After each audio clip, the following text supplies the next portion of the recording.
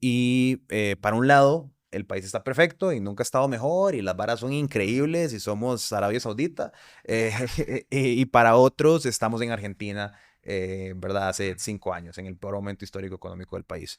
Entonces, la primera pregunta que te quiero hacer es, en perspectiva de lo que la gente está sintiendo ahora, que tal vez así es la perspectiva de la calle, que las varas sí están muy talladas, ¿qué tanto se relaciona eso a la realidad económica del país?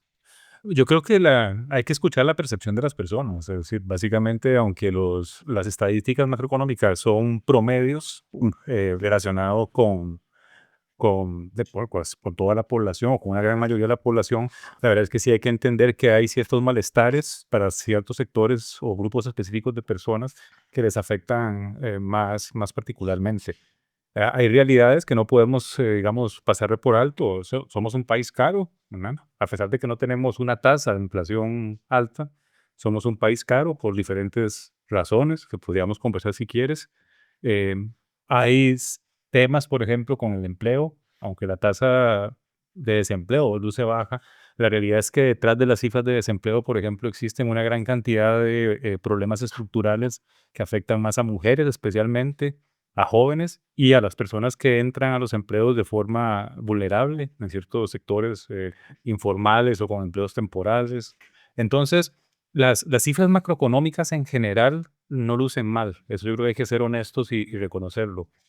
No son producto del manejo de corto plazo del Ejecutivo, Mm. digamos, son producto de que hicimos la tarea, digamos, en décadas anteriores haciendo reformas, por ejemplo, como la independencia del Banco Central, que en el año 2018, después de 10 años de estar posponiendo, digamos, yo diría que estúpidamente el ajuste fiscal y arriesgándonos a caer en una crisis muy grande en el año 18, hicimos un ajuste que ha costado sudor, lágrimas y sangre, porque fue un ajuste que fue de naturaleza fiscal, entonces implicó más impuestos.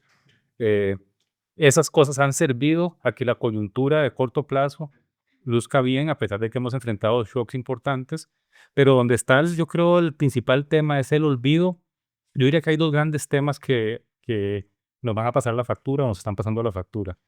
El primero es el olvido de los temas estructurales. Por Mm. ejemplo, cómo hacer para que el empleo, que el empleo mejore para ciertos grupos de población. Cómo hacer, por ejemplo, para que el sector fuera de zonas francas crezca, digamos, saludablemente y genere oportunidades. Y el otro gran pecado, creo yo, es cómo hemos estado debilitando desde las autoridades, desde la magistratura más alta del país, por ejemplo, las instituciones, y como los partidos políticos también, las oposiciones en los últimos 20 años no han sabido, digamos, construir, fortalecer aspectos institucionales. Entonces, estamos en una situación muy particular. Los números de corto plazo no se ven mal, ¿verdad? Pero un poco yo creo que la parte más oscura es hacia adelante, porque no estamos haciendo la tarea en lo estructural y estamos además deteriorando lo que nos hacía distintos. Por ejemplo, instituciones sólidas, una democracia funcional, eh, un sistema electoral que funciona, ¿verdad? Pero digamos, lo hemos ido destruyendo en alguna medida. El sistema político está siendo incapaz de resolver problemas y tras de eso, digamos ahora donde personas sin escrúpulos utilizan el poder de una manera, en mi opinión, digamos, que todavía termina de destruir aún más el espacio democrático para poder construir bienestar y poder crecer mejor y tener una sociedad más equitativa y sobre Claro. todo más efectiva en la parte económica. Sí, yo a veces veo, yo a veces veo la situación de los últimos 40 años y en especial los últimos 20 tal vez.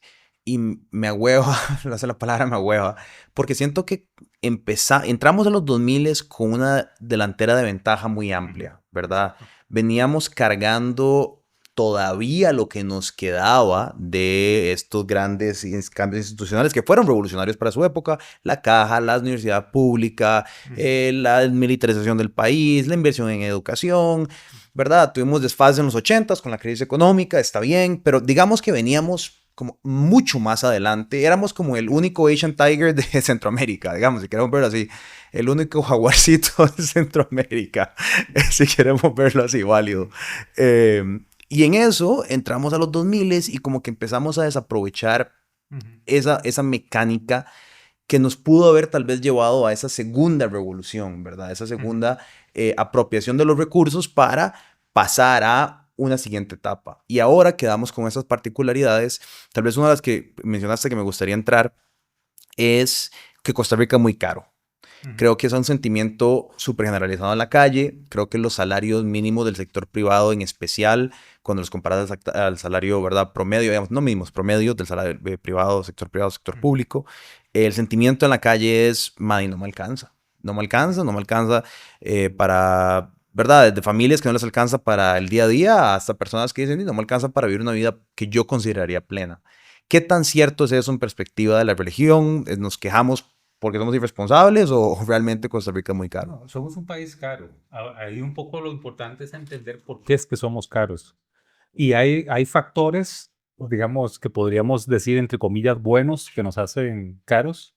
Por ejemplo, tener un esquema de protección social que funciona, a pesar de que no es perfecto, pero que ha funcionado y que implica, por ejemplo, que debemos financiarlo de alguna manera, por ejemplo, con cargas sociales, con financiación a la seguridad social.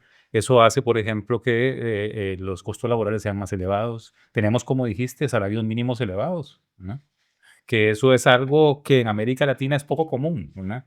Y que para algunos sectores puede ser algo así casi que traumático, ahora cuando hablamos de salarios altos, pero también hay que pensar que salarios altos implican mejores condiciones de vida, ¿verdad? Implican además también más capacidad de consumo, que además hace también que las cajas registradoras funcionen, ¿verdad? Entonces, esos factores, por ejemplo, protección social, salarios elevados, alta productividad, una economía relativamente más desarrollada. Esto puede parecer un poco paradójico, pero conforme los países se vuelven más desarrollados, tienen mayores niveles de ingreso también, pues los salarios aumentan y los costos aumentan y eso hace que sean países más caros.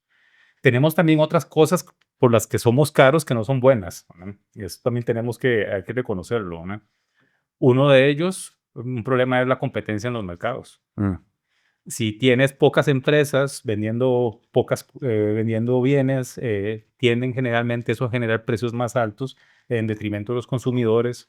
Si hay, por ejemplo, problemas en servicios o insumos fundamentales para la producción, como costos de electricidad altos, como, qué sé yo, impuestos a las importaciones de ciertas materias primas, como hubo en el pasado. Eso ya afortunadamente aprendimos la lección, ya no las tenemos, pero como está pasando en Estados Unidos, en cualquier momento puede sí, volver a pasar, ¿verdad? Entonces hay claro. que mejor tenerlo presente. Entonces todos esos elementos también nos hacen caros, ¿no? Hay factores coyunturales también, digamos, somos un país en donde el turismo ha crecido mucho.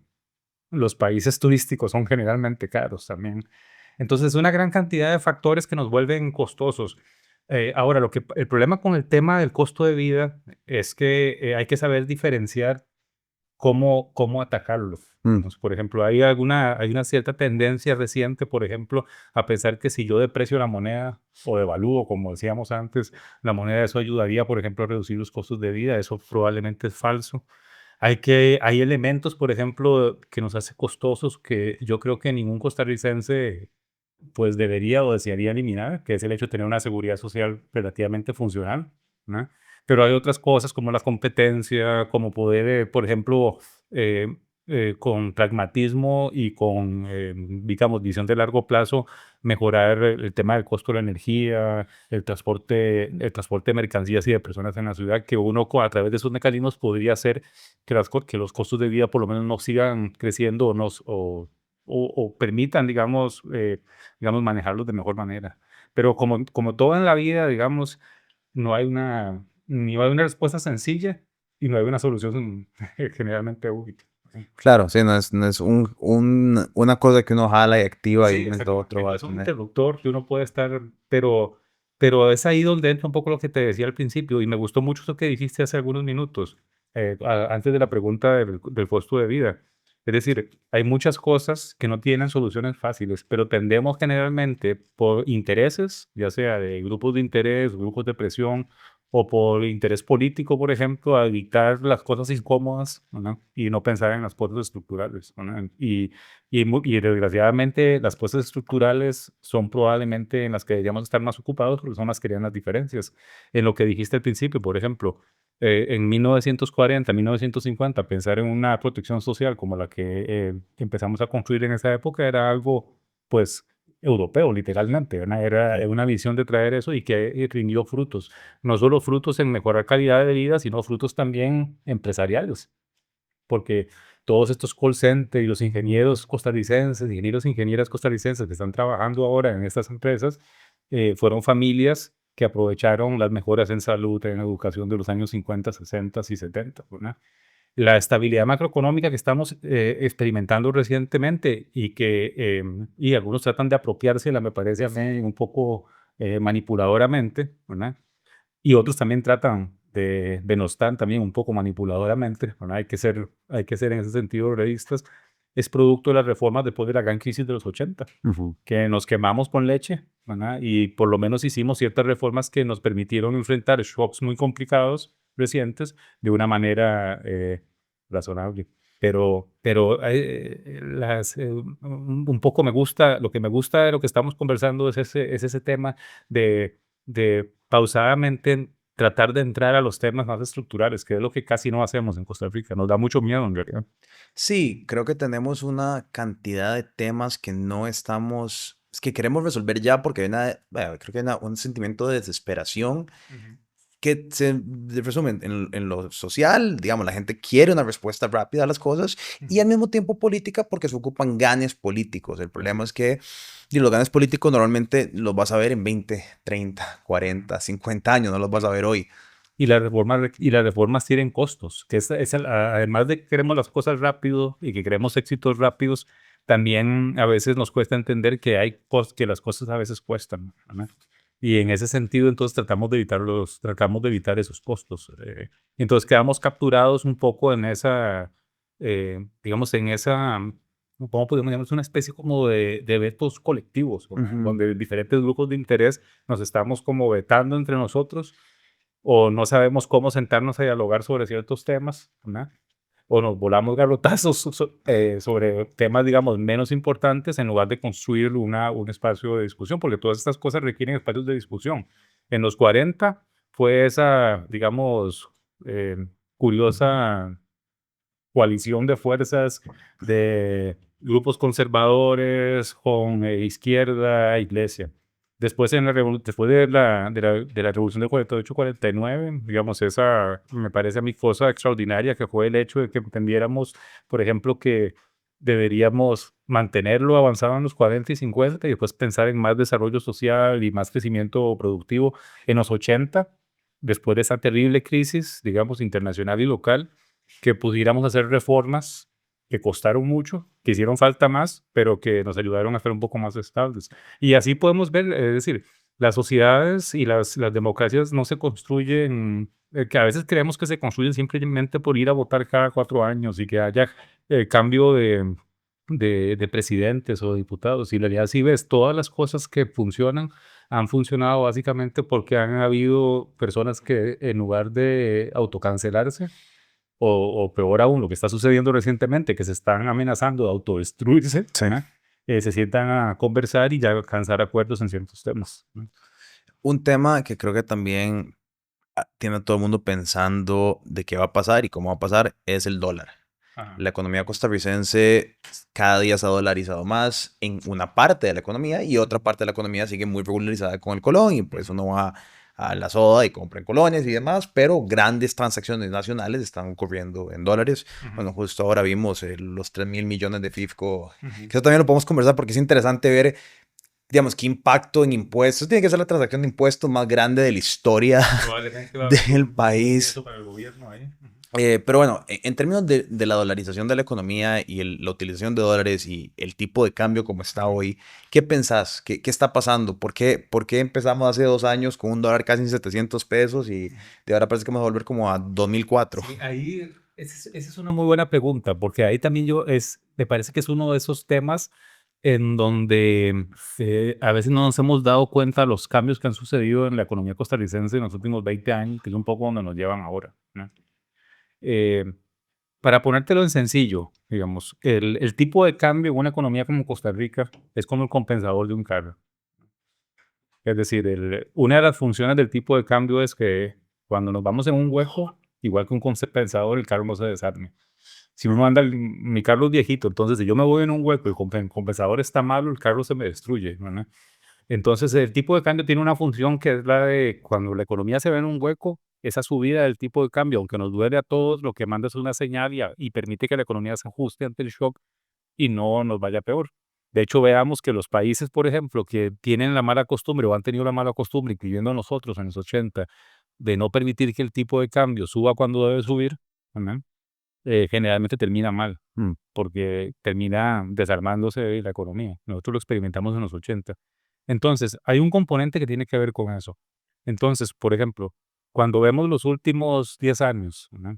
Ese 700 colones por, casi 700 colones por dólar que tuvimos más o menos a mediados del año 2022, la razón de ese nivel tan alto había sido que nos habíamos llevado un montón de golpes, ¿verdad?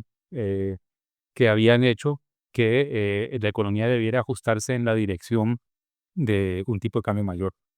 Teníamos, por ejemplo, empecemos por algo evidente, la pandemia. Había desaparecido el turismo. Estábamos todavía en el proceso de recuperación del turismo.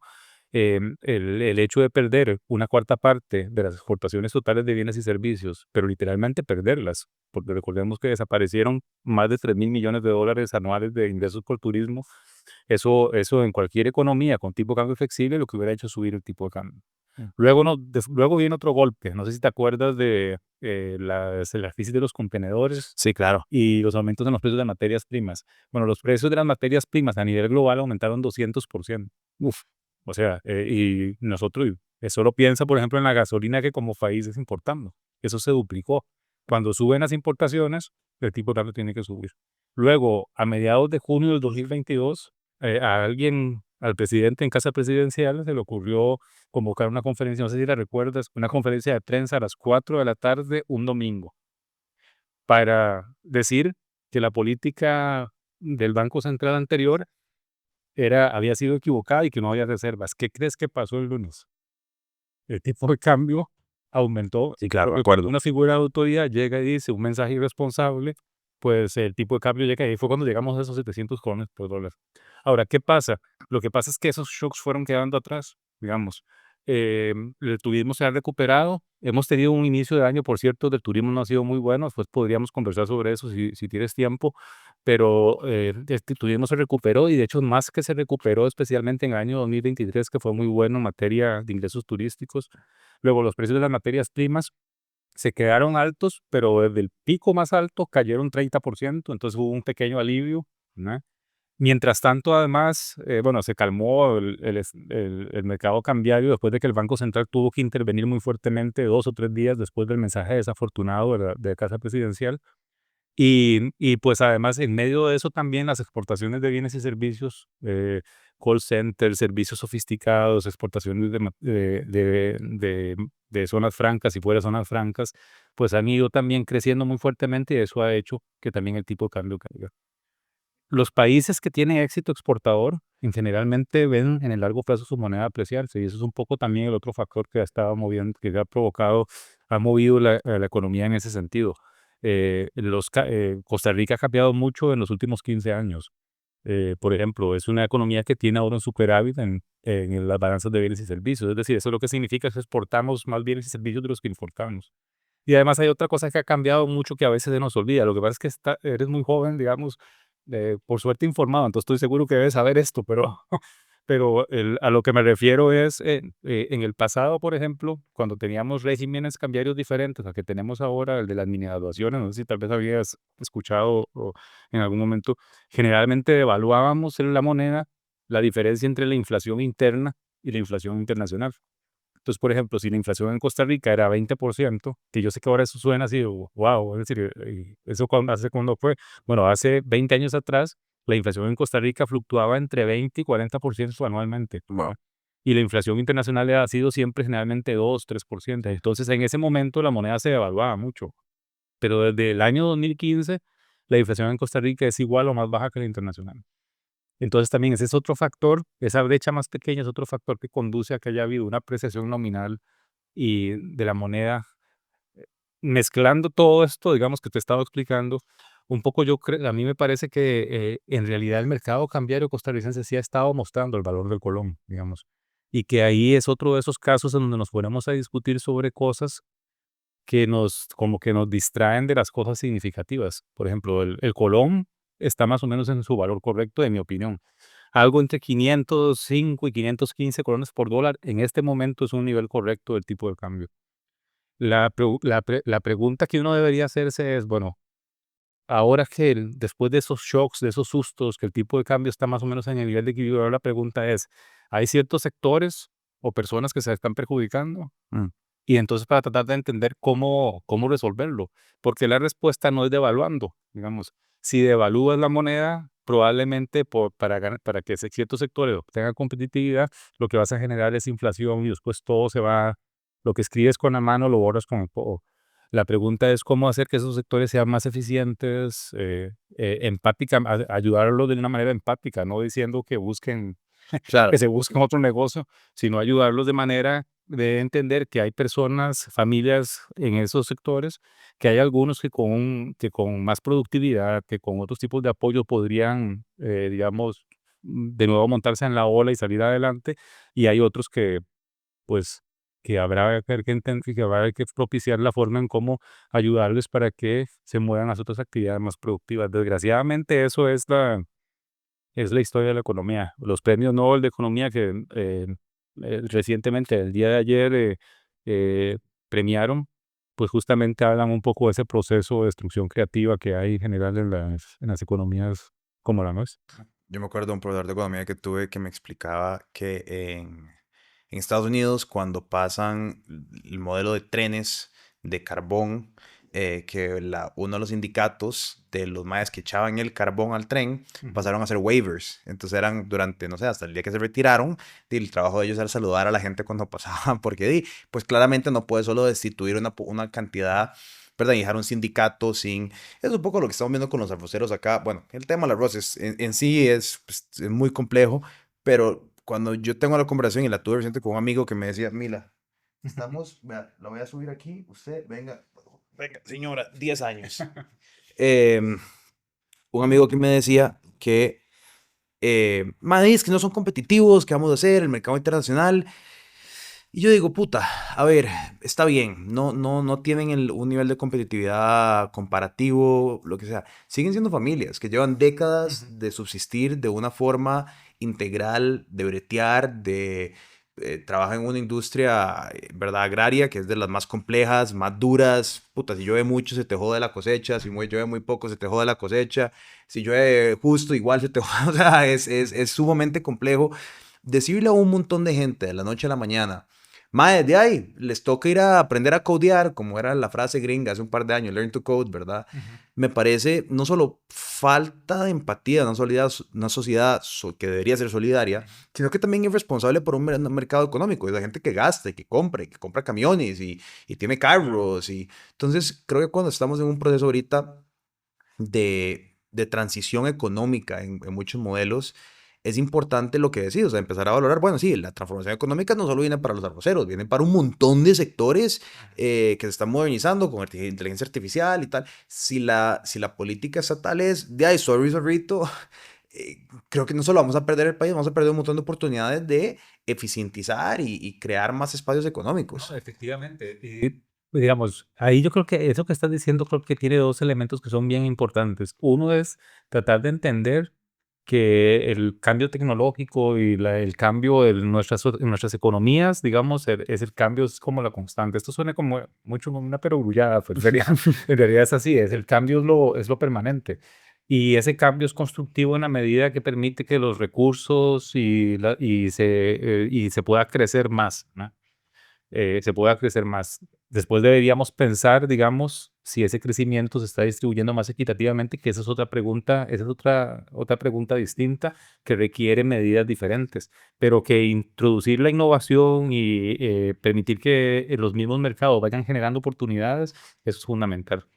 Ahora, la otra cosa importante, creo yo, es eh, entender que el Estado también tiene una función en esos casos, eso que estás mencionando. Digamos.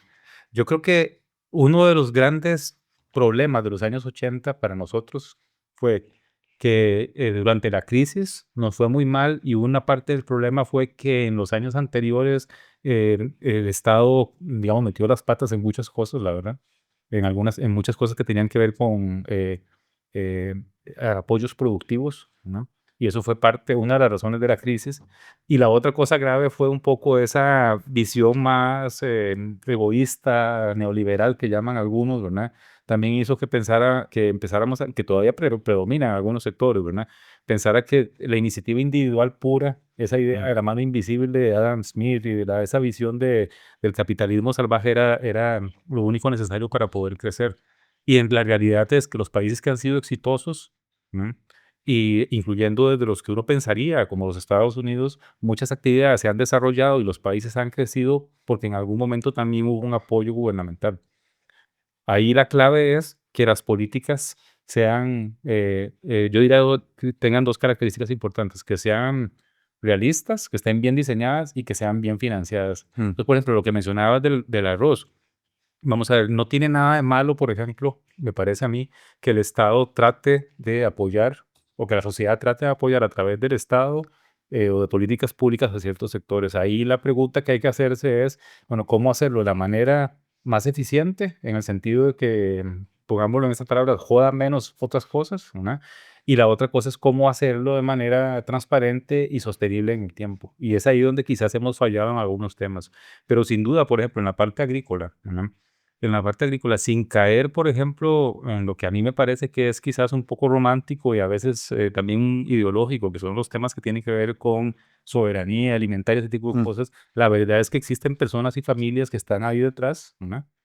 Que hay que ayudar, que me parece que digamos, merecen apoyos y que una forma de hacerlo es a través de subsidios o de mecanismos transparentes presupuestarios. Y sobre todo, si se ha decidido avanzar en la dirección, por ejemplo, de liberalizar esos mercados, uno no liberaliza, va y les da 600.000 colones por hectárea y ya, Claro. y se despide de la historia.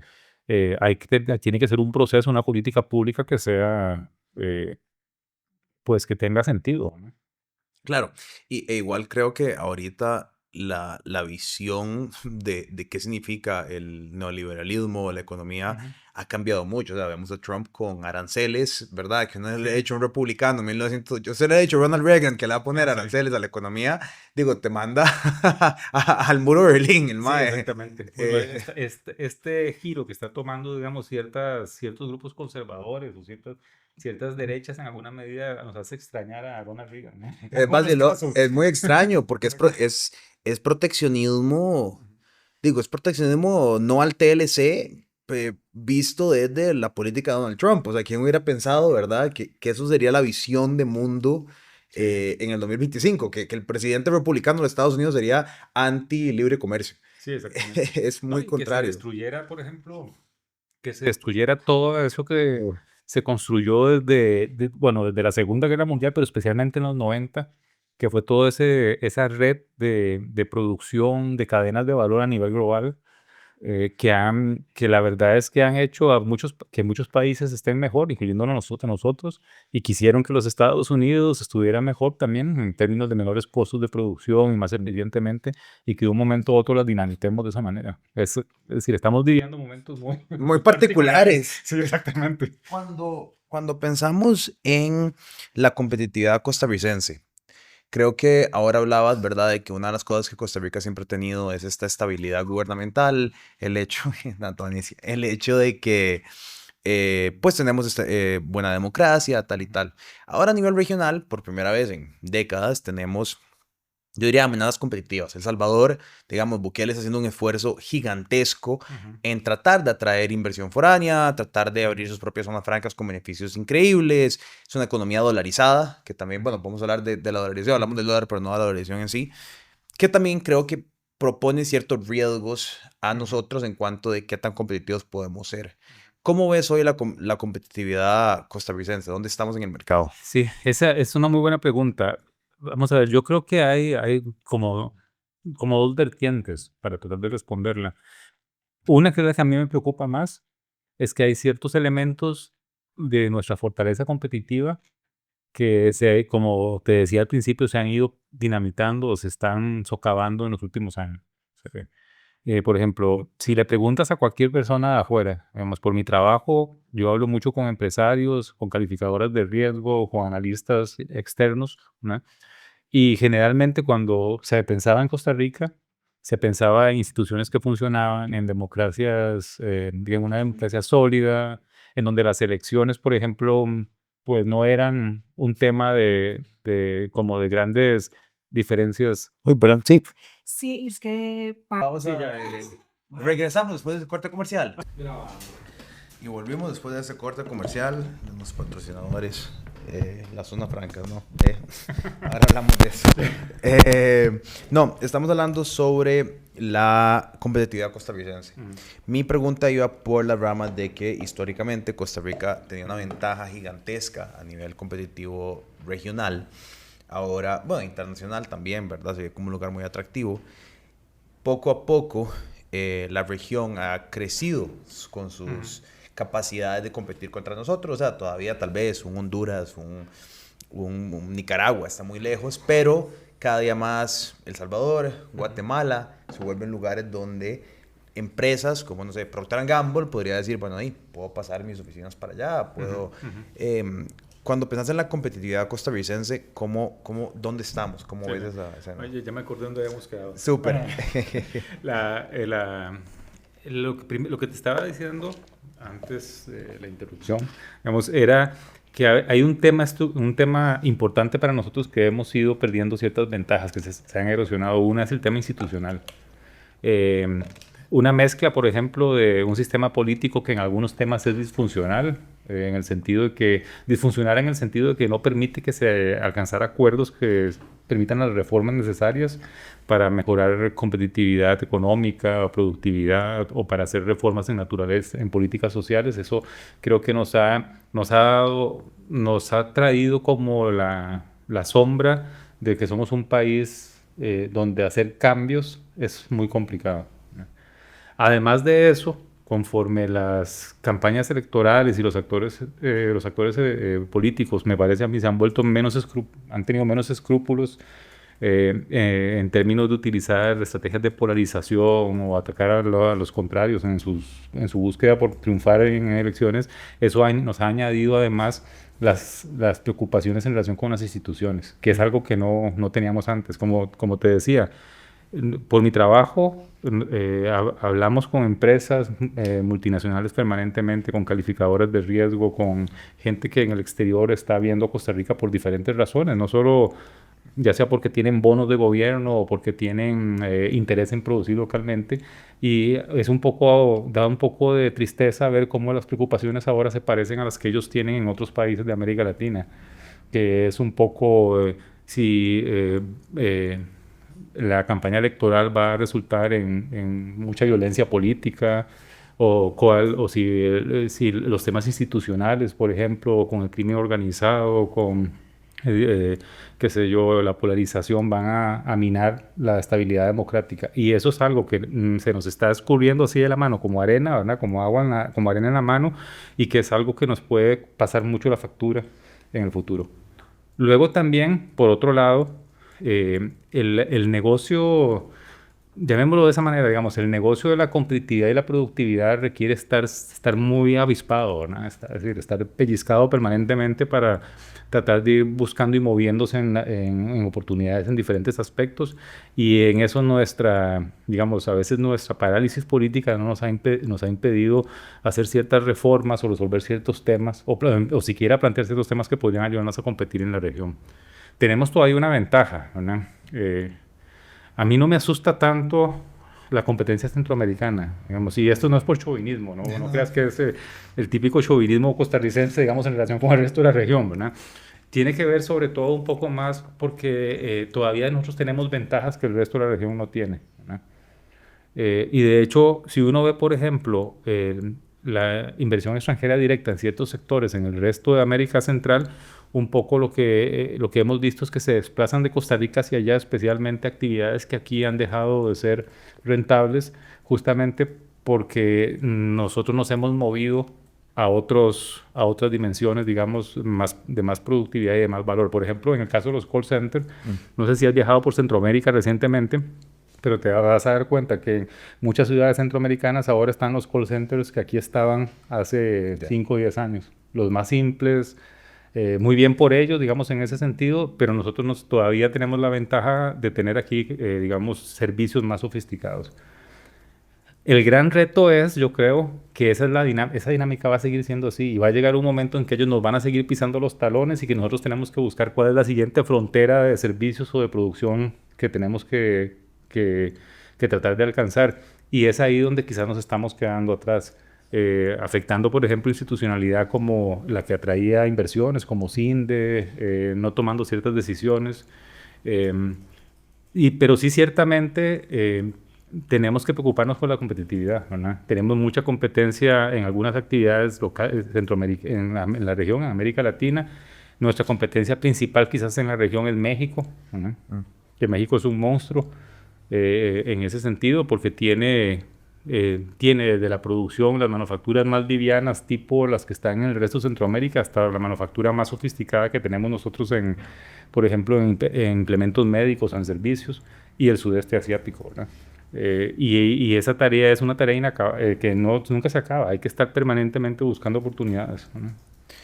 Otro tema que creo que se va a presentar ahora políticamente mucho va a ser la deuda en el país, ¿verdad? Y siempre aparecen actores, normalmente con un corte político de responsabilidad fiscal más alto, que habla mucho de reestructurar el gobierno, cortar gastos, ordenar. Bueno, ahorita Sí. Estados Unidos está paralizado Sí, por la misma pelea, ¿verdad? De esos sectores que están entranchados, ahí sí con un corte político muy claro ¿verdad? De beneficios y tal, ¿verdad? Pero en Costa Rica, ahora nos presentamos, bueno, justo la semana pasada tuve una conversación con la directora del Estado de la Nación de la Educación, hablando sobre, digamos, que ellos mismos ven imposible volver a un estrato, un 8% de inversión en la educación, que es el mandato constitucional, porque dicen, bueno, nosotros reconocemos que económicamente va a ser muy difícil y tal. Y entonces ahí empiezan otras conversaciones, ¿verdad? Subderivadas de estas, donde es, ok, pero ¿qué está pasando con el presupuesto costarricense? ¿Dónde estamos poniendo la plata? ¿Por qué seguimos generando deuda a nivel nacional si no sabemos ni cómo gastar? ¿Verdad? ¿Cómo ves vos ese tema de la deuda nacional y la administración y el gasto estatal? Es otra muy buena pregunta y otra posibilidad de que me extienda otra hora, ¿no? Tranquilo, sí, no, tenemos tiempo. No, pero vamos a ver, esa es una muy buena pregunta por lo siguiente. Nosotros tradicionalmente como país hemos sido muy fiscalistas, excesivamente fiscalistas.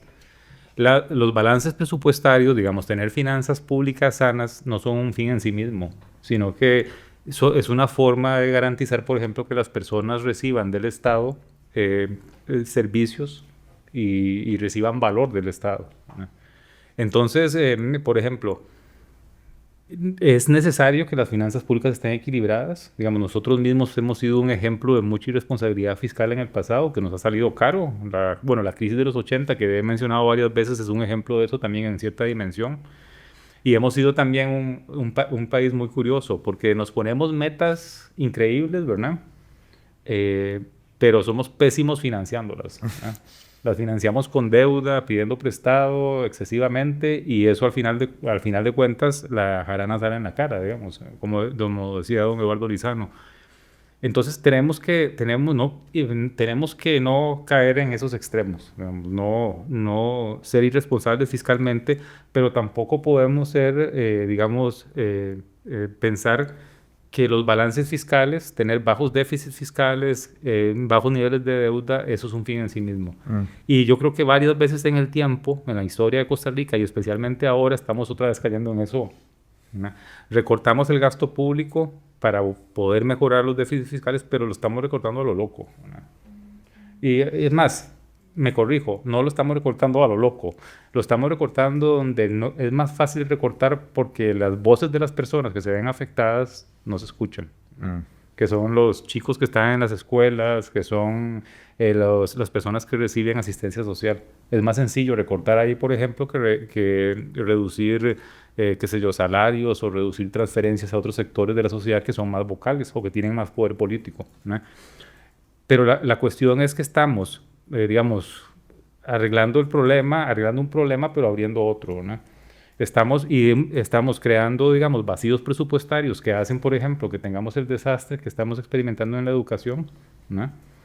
o que personas que recibían ayudas sociales se queden sin ayudas sociales que, digamos, para uno desde el privilegio es muy sencillo pensar, por ejemplo, qué diferencia pueden hacer 30.000, 70.000 colones por mes, pero para las personas, digamos, en vulnerabilidad social, eso es fundamental, por ejemplo, para que los chicos puedan ir a la escuela o para que puedan comer en algunos casos. Y eso lo estamos recortando simplemente por mostrar balances fiscales saludables. Y eso no funciona así, porque no solo estamos afectando personas, estamos restándole oportunidades. Nos estamos disparando en el pie, por ejemplo, en el caso de la educación, porque este famoso apagón educativo del que tanto hablamos, lo estamos sufriendo ahora, lo estamos viendo ahora, pero eso va a significar menos oportunidades, por ejemplo, de crecimiento económico en el futuro y menos oportunidades de las personas de acceder a, digamos, a mejor calidad de vida en el futuro, ¿no? Entonces, de nuevo, estamos haciendo un ajuste fiscal que me parece a mí es equivocado. Y debería en alguna medida, digamos, podría hacerse diferente. Digamos, yo creo que había una de las esperanzas que yo tenía, por ejemplo, en el último proceso de ajuste fiscal, un poco porque fue durante un gobierno de un partido, digamos, más centro izquierda, que íbamos a hacer el ajuste fiscal de forma distinta y sin embargo volvimos a caer en el mismo error, que es recortar simplemente para reducir los déficits sin pensar en el efecto de lo que se recorta. Y a eso y hay que añadirle otro efecto súper negativo, ¿no? El momento político en que estamos ahora, estamos aquí justamente porque la gente le está reclamando al Estado, le está reclamando a los actores políticos, al gobierno, por ejemplo, que no se satisfacen sus necesidades legítimas, sus demandas legítimas. Entonces, estamos mejorando los balances fiscales, está para mejorar la calificación de riesgo del país, que es uno de los objetivos, por ejemplo, en particular de este gobierno, pero no nos estamos dando cuenta que además estamos creando descontento social, estamos alimentando más esa hoguera de destrucción, digamos, de la colectividad, de la convivencia democrática, que es fundamental. Entonces lo estamos haciendo mal. Hay muchas discusiones en torno a esto que no nos van a gustar. Esta es la parte donde pueden empezar a tirar los tomates, pero digamos, en general, probablemente necesitamos más impuestos, ¿no? Y yo sé que ese es un tema muy sensible, ¿verdad? Y que generalmente evitamos todos, porque en primer lugar no nos gusta pagar impuestos y en segundo lugar porque los políticos tampoco quieren que creamos que ellos nos van a hacer pagar más impuestos. Pero, por ejemplo, el tema de la carga impositiva es un tema que probablemente hay que analizar. Puede implicar subir algunos impuestos, mejorar la distribución. Yo creo sinceramente que Costa Rica no es un país en donde el nivel de gasto público sea alto, ¿no? Y en eso yo creo que probablemente puedo ser uno de los pocos, de los únicos que crean eso, ¿no? Y por eso te digo, aquí es la parte de los tomates. Creo que el problema no es el nivel de gasto público, más bien el problema es que a veces somos muy malos haciendo ese gasto público. Hay muchos desperdicios, muchas filtraciones que se quedan por ahí en ese proceso. Y por otra parte, somos una sociedad que demanda mucho del Estado.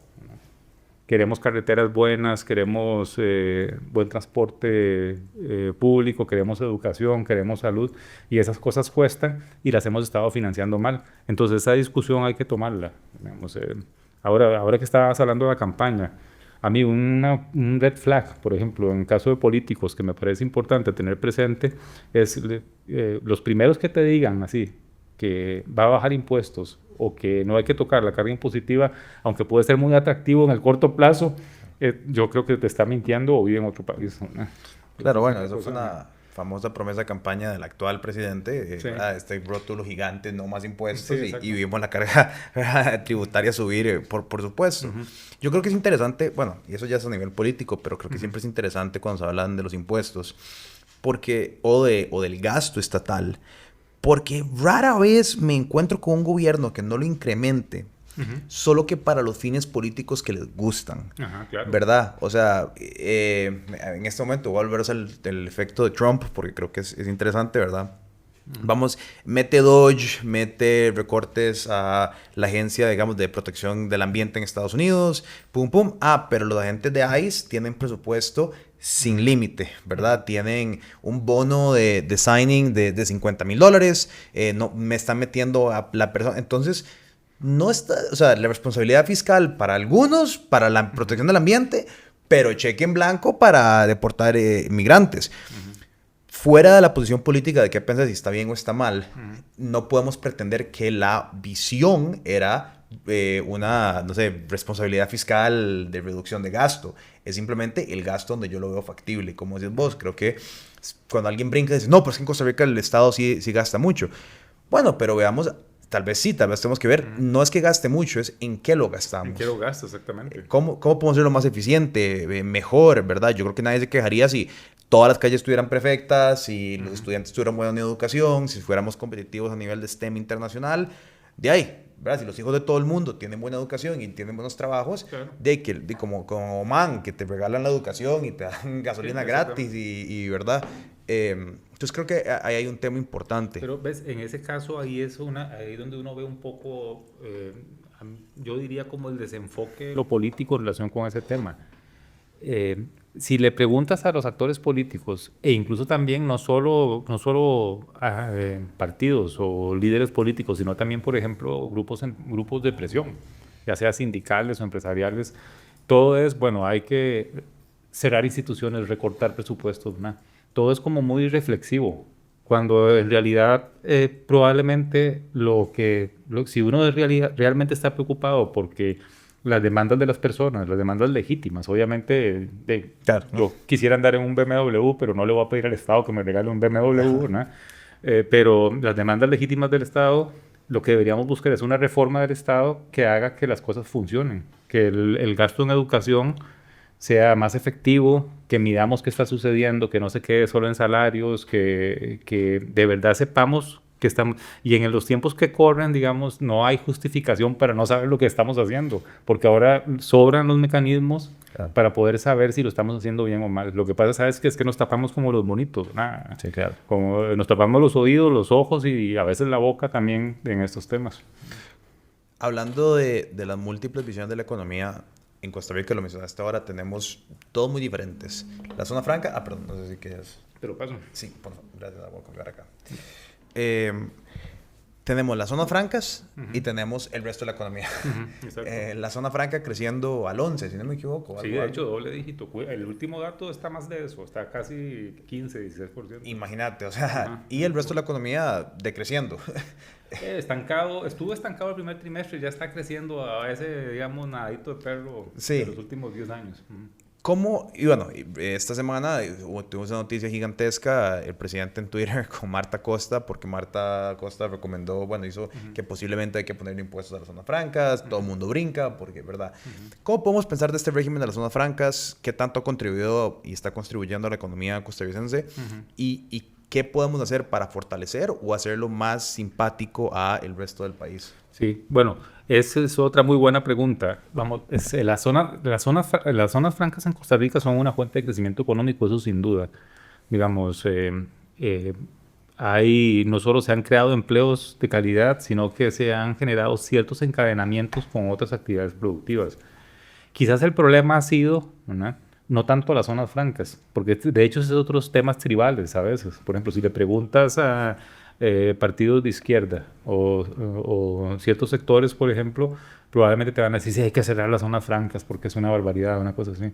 En realidad hay que reconocer que las zonas francas han generado crecimiento, han creado empleos de calidad para muchas personas jóvenes, digamos, y profesionales, que de otra manera probablemente tendrían menos buenas condiciones de vida, ¿verdad? El pecado quizás ha sido, ¿verdad?, que no hemos hecho los cambios en el resto de la economía para que sea más fácil vincularse, para que haya más conexiones, eso que llaman encadenamientos, ¿verdad?, con el resto de la economía y las zonas francas. ¿Y qué tipo de cosas son? Bueno, por ejemplo, invertir en educación para que haya más personas, digamos, bilingües, con conocimientos que les permitan trabajar en ciertos tipos de industrias de zonas francas. En ese sentido, por ejemplo, una mala educación pública, al final de cuentas, lo que hace es que las personas que probablemente se beneficiarían más de ese encadenamiento no puedan acceder a los empleos en zonas francas. No hemos hecho también lo suficiente para que empresas locales sean competitivas y hayan ciertas cosas que las zonas francas compren localmente en mayor cantidad. Porque sí hay vinculaciones, pero deberían ser un poco digamos, deberían ser más estrechas. Uno esperaría que esos vínculos sean más estrechos. Hemos mejorado, digamos, en alguna medida a lo largo del tiempo. las zonas francas de hace 10 años, incluyendo Intel, por ejemplo, eran todavía más desvinculadas del resto de la economía que lo que tenemos ahora. A mí me parece que un cambio estructural importante fue el famoso clúster de dispositivos médicos.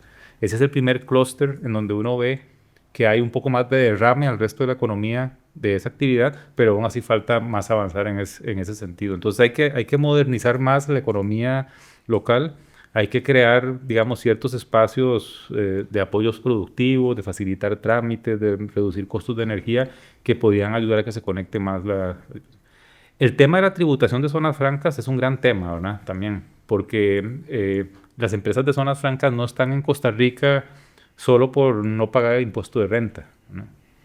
Están en Costa Rica, al igual que están en otros países, porque las personas tienen buenas capacitación, son productivas, hay un ambiente, digamos, institucional y económico estable. Y a mí me da la sensación que eso pesa más que el tema tributario. Además, con el tema de zonas francas también hay ciertas cosas que a veces en la discusión no se toma en cuenta. La mayor parte de las grandes empresas que están en zonas francas son empresas en cuyos países de origen, digamos, son gravadas por sus ingresos globales. Entonces, por ejemplo, cuando un país como Costa Rica da un incentivo fiscal excesivamente, digamos, un incentivo fiscal, ¿no? Al final de cuentas, probablemente lo que termina haciendo es más ingresos tributarios para otro país que tal vez lo necesita menos. Entonces ahí hay una discusión que hay que emprender. Solo que en estos momentos estamos fregados, ¿no? Porque no sé si sabías, en el marco de la OSD había un foro global en donde justamente se estaba pensando en plantear un esquema de tributación de renta a nivel global uniforme. Digamos que en todos los países la tasa de renta que pagan las empresas multinacionales, incluyendo las de zonas francas, fueran 10-12%. Eso hubiera permitido que países como Costa Rica pudieran pellizcar un poquito de ingresos ahí, ¿verdad? Que tampoco va a ser mucho, ¿verdad? Pero un poquito de ingresos ahí sin afectar los patrones de competitividad global. Pero desgraciadamente Estados Unidos en enero de este año se salió de esa discusión y como te imaginarás se desbarató todo el proceso. Pero esa es una discusión que hay que dar. De hecho, en Costa Rica se trató de dar en el gobierno Laura Chinchilla. En el año 2014 en Costa Rica se reformó la ley de zonas francas. El proyecto original de reforma hablaba que las zonas francas pagaran un impuesto de renta era 10-11%, que era básicamente la tasa de impuesto que les permitía quedar tablas en relación con el resto del mundo y que no hubiera afectado a la competitividad. Pero que son importantes, crean empleos de calidad, generan también spillovers en el resto de la economía. Hay muchas pequeñas empresas, muchos ingenieros, por ejemplo, que empezaron trabajando en zonas francas que después se independizan y llevan, digamos, ese conocimiento y esa forma de hacer las cosas al resto de la economía y eso es positivo, ¿no? Me parece a mí. Sí, claro. Sí, creo que es una conversación, como decís, que se puede volver muy tribalista, ¿verdad? Sí, claro. En la que es esto o lo otro.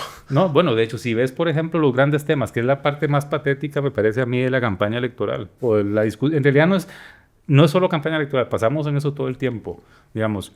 Ve el caso de la educación. Tenemos un problema educativo enorme, ¿verdad? Pero hay algunos sectores, por ejemplo, que lo que quieren es que cuando hablan de educación, lo que quieren, por ejemplo, es secuestrar la discusión en si los baños son mixtos o si hay educación o no sexual, por ejemplo, para los jóvenes para los niños y las niñas o los adolescentes. ¿Por qué? Porque ese discurso más moralista, por ejemplo, les atrae votos. Hay otros sectores, por ejemplo, que cuando se habla de reforma del Estado, se concentran en recortar gastos, congelar salarios del sector público, por ejemplo, y plantean no aumentar impuestos. Cuando la discusión podría estar en otro lado, ¿pero por qué lo hacen? Porque es una forma digamos, de atizar la disputa tribal. Y entonces terminamos todos agarrados. Digamos, yo no tengo ese problema porque no tengo pelo, pero digamos que en general agarramos esa disputa tribal, ¿verdad? Agarrados todos de las mechas, ¿verdad? Y al final de cuentas no hay acuerdos de ningún tipo, digamos. Y eso es lo que ves, por ejemplo. Esa es una de las cosas más complicadas de esto. Cuando a la persona que enfrentas políticamente, ya sea en una elección o la enfrentas, por ejemplo, en una discusión por una política pública, lo ves como un enemigo, al enemigo es que lo vas a destruir.